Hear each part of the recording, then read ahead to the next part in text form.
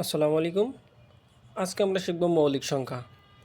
অর্থাৎ মৌলিক সংখ্যা পরীক্ষায় আসে যে সবচেয়ে ছোট মৌলিক সংখ্যা কোনটি, সবচেয়ে মৌলিক সংখ্যা 1 থেকে 10-এর ভিতরে মৌলিক সংখ্যা কয়টি, বা 15 থেকে 20টার ভিতর মৌলিক সংখ্যা কয়টি, এভাবে। তো আজকের যে জিনিসগুলো বোঝাবো এই জিনিসটা ভালো করে খেয়াল করে দেখলে মনে হবে না মৌলিক সংখ্যা নেওয়ার কোনো সমস্যা থাকবে। তাহলে শুরু করি। মৌলিক সংখ্যা আগে শিখি যে মৌলিক সংখ্যার সংজ্ঞাটা কী। মৌলিক সংখ্যা হলো এক থেকে বড়, অর্থাৎ এক হবে না, এক থেকে বড় সেই সকল সংখ্যা যার গুণনীয়ক এক এবং ওই সংখ্যা নিজে ছাড়া অন্য কোনো গুণনীয়ক নেই। অর্থাৎ যে কোনো একটা সংখ্যা ধরবো, ওই সংখ্যাকে আমরা জানি এক দিয়ে সকল সংখ্যাকে ভাগ করা যায়। আর ওই সংখ্যা যে সংখ্যা আমরা ধরবো ওই সংখ্যা নিজেকেই ওই সংখ্যা দ্বারা ভাগ দিয়ে যায়। এই ছাড়া অর্থাৎ এক এবং ওই সংখ্যা নিজে ছাড়া অন্য কোনো সংখ্যা দিয়ে ভাগ যাবে না, তাদেরকে বলা হবে মৌলিক সংখ্যা। তাহলে আমরা উদাহরণ লিখি। যেমন এখানে বলা আছে যে 1 থেকে বড় হতে হবে, তাহলে 1 হবে না, 2। 2 কোনো সংখ্যা দিয়ে কি ভাগ যায়? 1 দিয়ে যায়, তাহলে 1 আমরা ধরবো না। 1 তো এখানে বলা আছে 1 এবং ওই সংখ্যা ছাড়া নিজে 2কে ভাগ যায়, তাহলে এটা বাদ। 3, তাহলে 3, 1 তো বাদই। মনে রাখতে হবে 1 সকল সংখ্যাকে 1 দিয়ে ভাগ করা যায়, তাহলে 3কে 3 দিয়ে ভাগ করা যায়। 2 দিয়ে কি যায়? না, তাহলে 2 দিয়েও ভাগ যায় না, তাহলে এটাও মৌলিক সংখ্যা। 4, তাহলে আসি প্রথমে 4 2 দিয়ে ভাগ যায়, তাহলে এটা মৌলিক সংখ্যা না। 5 2 দিয়ে ভাগ যায় না, 3 দিয়ে ভাগ যায় না, 4 দিয়ে যায় না, 5 দিয়ে ভাগ যায়, তাহলে অর্থাৎ এটা মৌলিক সংখ্যা। 6 2 দিয়ে ভাগ যায়।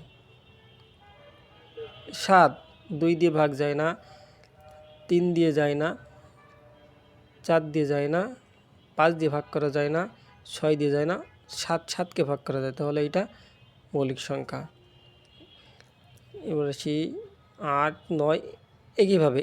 এখানে আর একটা কথা মনে রাখতে হবে যে 2 ছাড়া সকল জোড় সংখ্যাই মৌলিক সংখ্যা না। অর্থাৎ 2 তো জোড় সংখ্যা, 2 মৌলিক সংখ্যা, আর এই 2 বাদ দিয়ে বাকি যত সংখ্যা আছে সবাই মৌলিক সংখ্যা হবে না। তাহলে এখানে যেমন এরপর 8 তো মৌলিক সংখ্যা না, বিয়োগ আছে। এবার তারপর আসি 9 3 দিয়ে ভাগ যায়, এটা মৌলিক সংখ্যা না।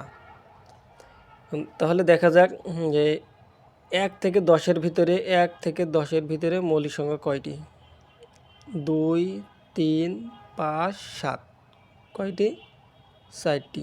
এভাবে আসে 11 থেকে 20-এর ভিতরে মৌলিক সংখ্যা কয়টি? 20 থেকে 30-এর ভিতরে এভাবে আসে। তাহলে যেটা বুঝলাম যে সংজ্ঞা এবং এই যে উদাহরণ যেভাবে বোঝালাম, এটা যদি খুব ভালো করে খেয়াল করেন তাহলে সমস্যা হবে না। এবার আমরা দেখি, তাহলে একটু মুখস্থ শিখে নিতে অনেক সময়, যে 1 থেকে 10-এর ভিতর মৌলিক সংখ্যা 4টি। তাহলে কী কী আসে? 2 3 4 5। 11 থেকে 20টি আছে 4টি। কী কী? 11 13 17 19। 21 থেকে 30 আছে 2টি, 23 29। 31 থেকে 40 পর্যন্ত আছে 2টি, 31 37। 41 থেকে 50 আছে 3টি, তাহলে 41 43 47। 51 থেকে 60 2টি, 53 59। 61 থেকে 70 2টি, 61 67। 71 থেকে 80 3টি, 71 73 79, 81 থেকে 90 2টি, 83 89, 91 থেকে 100 1টি, 97। তাহলে সর্বমোট আসবে